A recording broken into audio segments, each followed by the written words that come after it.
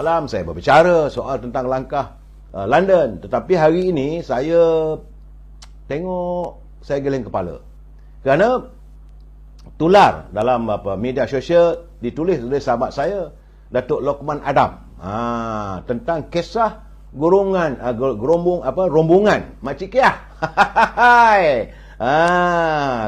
Rombongan Makcik Kiah berada di Kota Raya Surabaya bersama dengan 54 orang ketua UMNO cawangan dalam bahagian tenggara di Johor, pimpinan Datuk Adham Baba, itu mantan Menteri Sains dan Teknologi.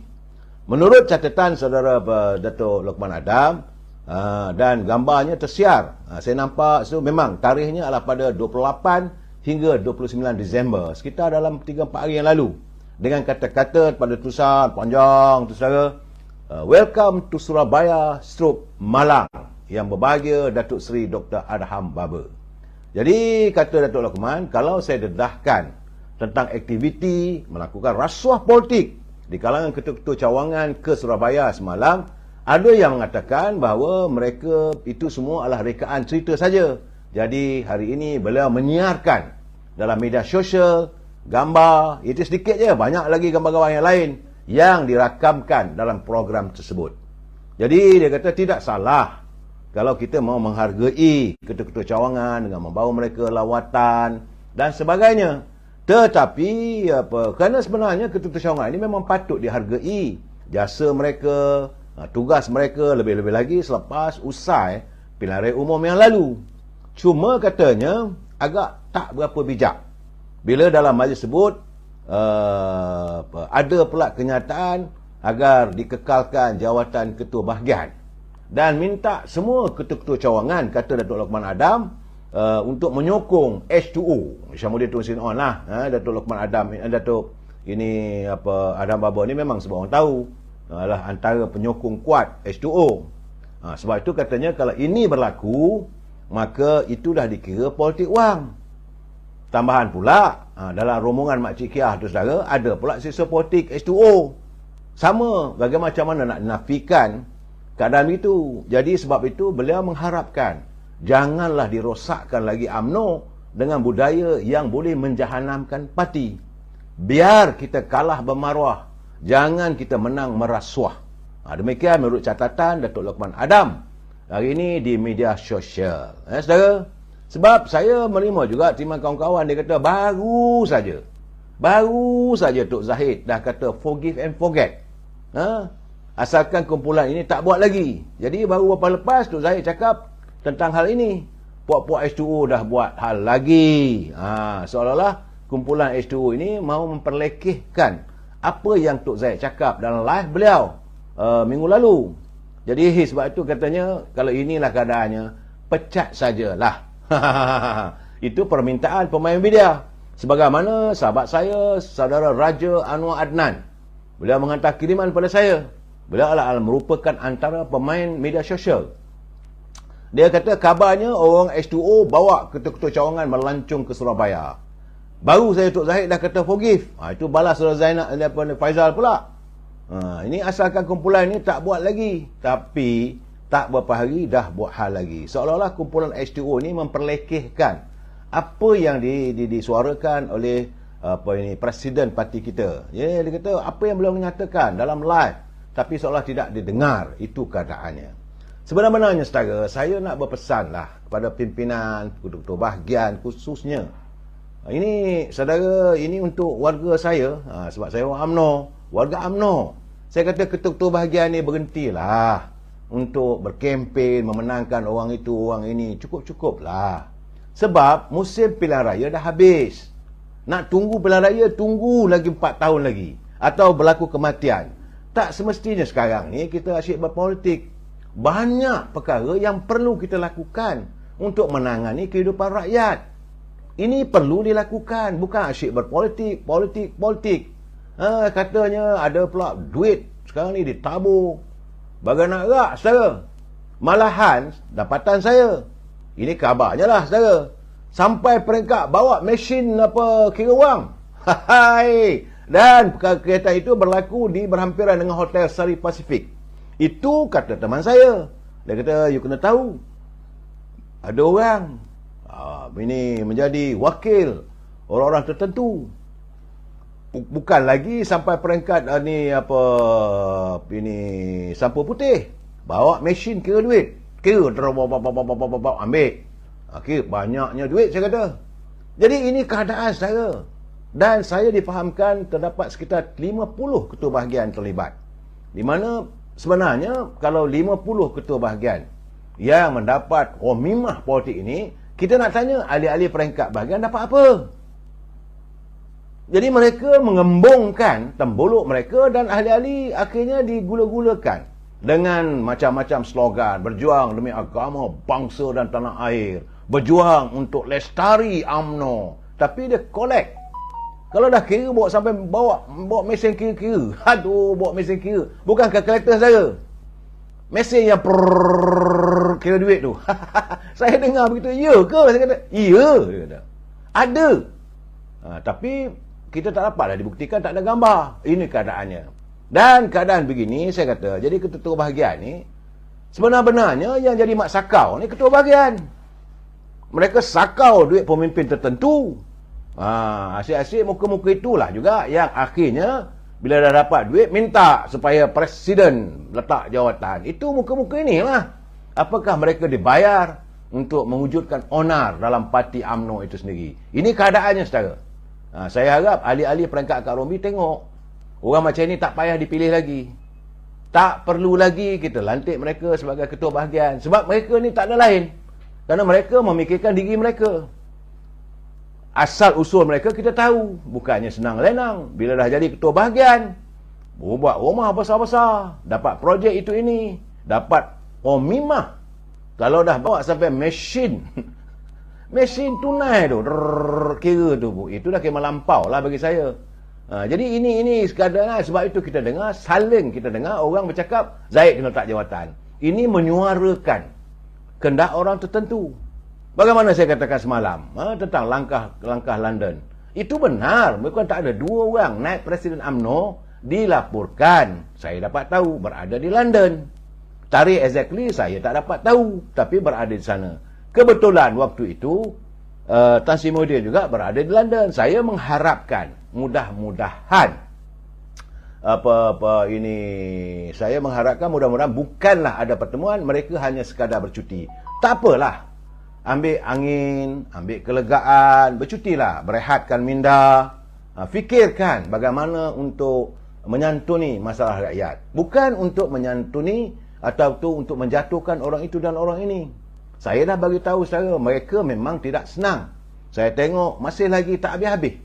Isu lain tak ada, nak menjatuhkan Presiden UMNO, nak jatuhkan kerajaan. Macam kita dengar lah. Saranan Dr. Mahathir, Anwar Ibrahim tak boleh kekal lama. Orang PAS pun kata begitu. Untuk tujuan apa? Tak henti-henti mencerca di saat pimpinan negara mahu menangani derita rakyat. Jadi dalam soal gini sekarang ni saya nak bertanya. Dalam kehadiran pada 11 hingga 14 Januari nanti, saudara. Bukan lama pun. Dalam 9 hari dan tempoh 9 hari lagi.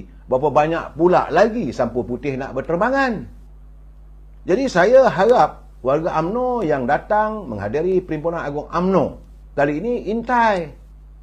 Kalau ada, ambil catat siapa yang bagi.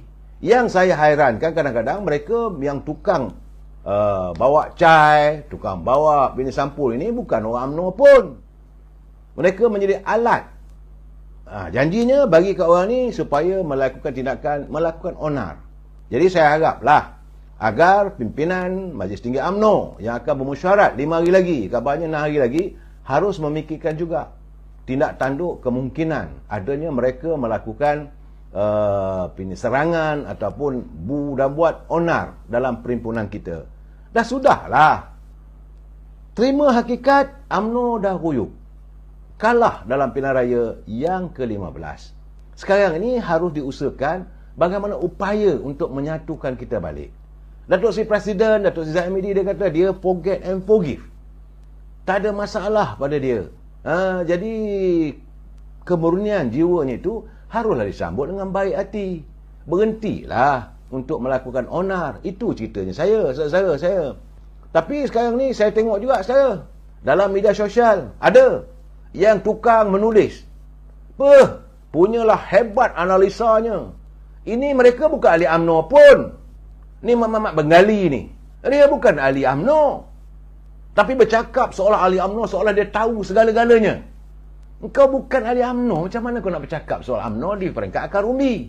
Kamu membayar andaian. Dan ahli UMNO boleh percaya pula orang macam ini. Sebab saya tengok live-nya, ada yang 20,000, 30,000. Artinya mereka menyantuni, mereka melihat. Jadi kita nak dengar buat apa? Orang bukan UMNO bercakap tentang parti UMNO. Dan mengkritik UMNO. Mereka memanglah benci pada UMNO. Mereka memanglah nak menjatuhkan pimpinan UMNO.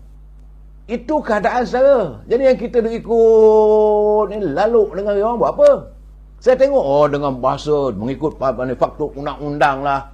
Halo, ahli UMNO dah tahu berapa ramai ketua-ketua bahagian, berapa ramai pimpinan peringkat bahagian, jawatankuasa bahagian yang latar belakangnya ilmu undang-undang. Tak payah nak ajar. Itu keadaan saya. Saya kadang-kadang kalau macam Datuk Lokman tu dia orang UMNO. Sara Ismi, dia orang UMNO. Raja Adnan, dia orang UMNO.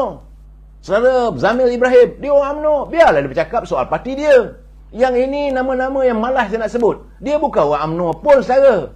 Tak payah nak stres, tak payah kita layan. Saya hairanlah ini. Dia orang mendapat upah, dapat bayaran. Kita pula terperangkap dengan permainan mereka. Dan saya nak bagi tahu pada saudara. Sebenarnya, banyak masih lagi orang tak faham. Kenapa saya berusaha untuk mempertahankan Presiden UMNO? Kenapa?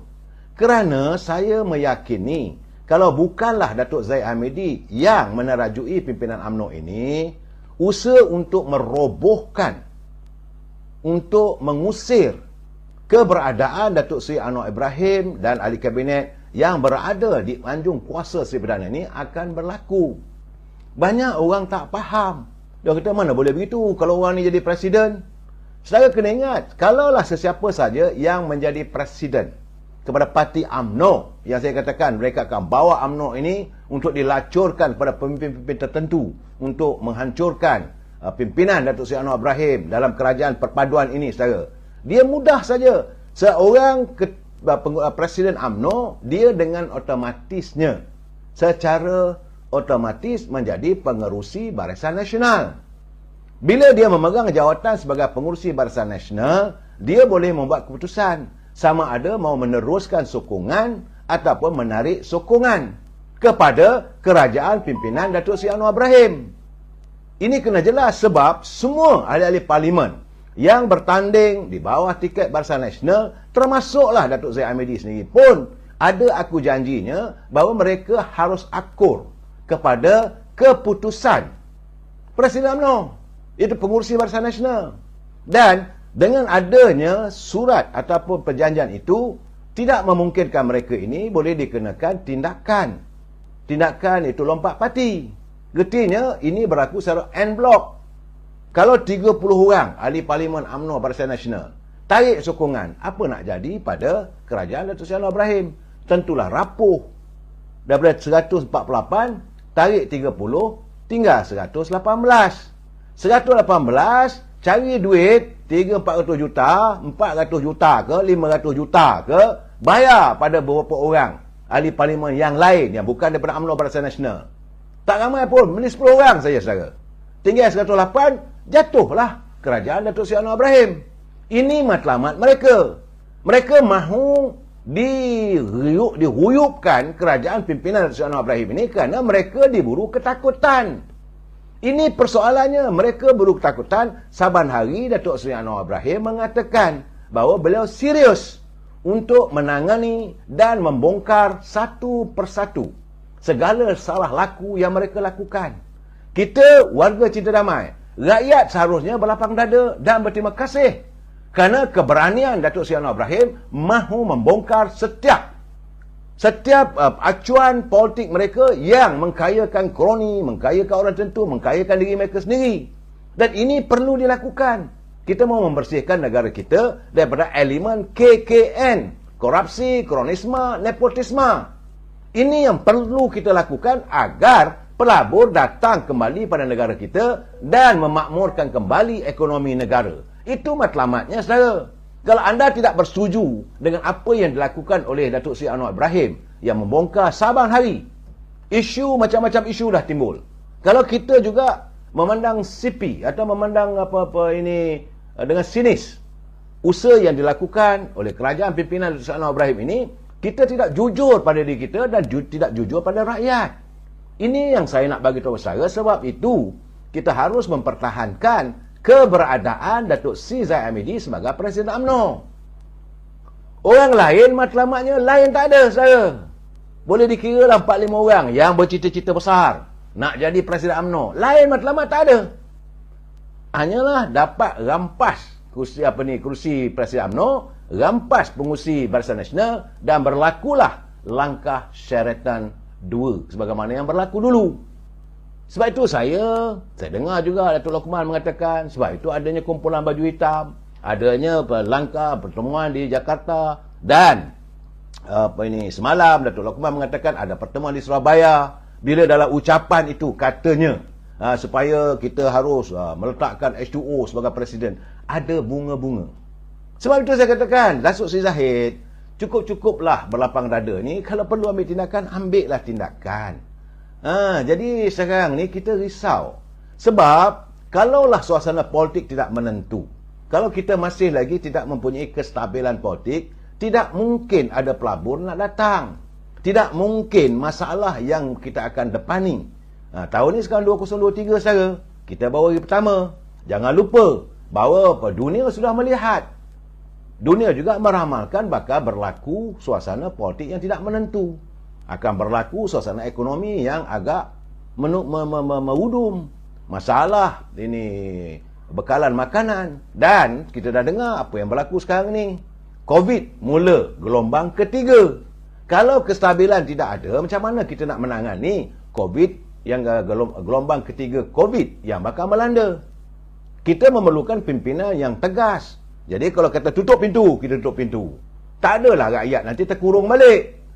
Itu keadaan saudara Sameja, buang yang menyusahkan parti, utamakan kesihatan negara. Itu yang paling penting. Saya setuju dengan saudara. Saya bukan benci pada mereka, tidak. Tapi mereka melakukan onar. Sahabat malam saya mengatakan, cukup-cukuplah. Bukan ramai pun 50 ketua bahagian ni yang mendapat bayaran bulanan. Kabarnya daripada orang-orang tertentu. Yang matlamat mereka lain tak ada. Hanya untuk mendapat kuasa. Dapat kuasa ini, tarik kuasa Datuk Seri Anwar Ibrahim, maka jatuhlah keadaan yang menjadi impian rakyat. Rakyat mendambakan suasana supaya negara kita aman kembali.